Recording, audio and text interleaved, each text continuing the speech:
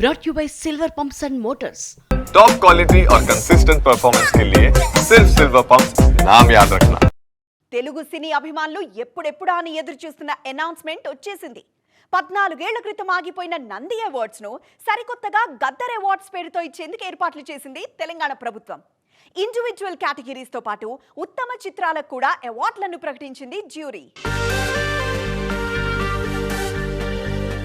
ప్రభాస్ హీరోగా తెరకెక్కిన visual wonder కల్కి 2898 ఏడీకి గద్దర్ అవార్డ్స్ లో అగ్రపీఠం దక్కింది. ఫ్యూచరిస్టిక్ కథతో తెరకెక్కిన కల్కి ఉత్తమ చిత్రంగా ఎంపికైంది. కథా కథనాలతో పాటు మేకింగ్ పరంగానూ తెలుగు సినిమా స్థాయిని పెంచింది ఈ సినిమా. పెద్ద సినిమాలతో పాటు ప్రయోగాత్మకంగా తెరకెక్కిన చిన్న సినిమాలకి కూడా అవార్డులు దక్కాయి.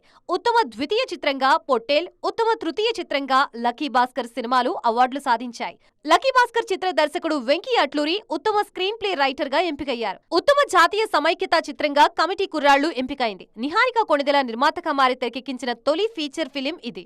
ఉత్తమ పర్యావరణం, చారిత్రక, సాంస్కృతిక చిత్రంగా రజాకార్ సెలెక్ట్ అయింది. ఆలోచింపజేసే కథతో తెరకెక్కిన 35 చిన్న కథ కాదు సినిమాకు ఉత్తమ బాలల చిత్రం కేటగిరీలో అవార్డు దక్కింది.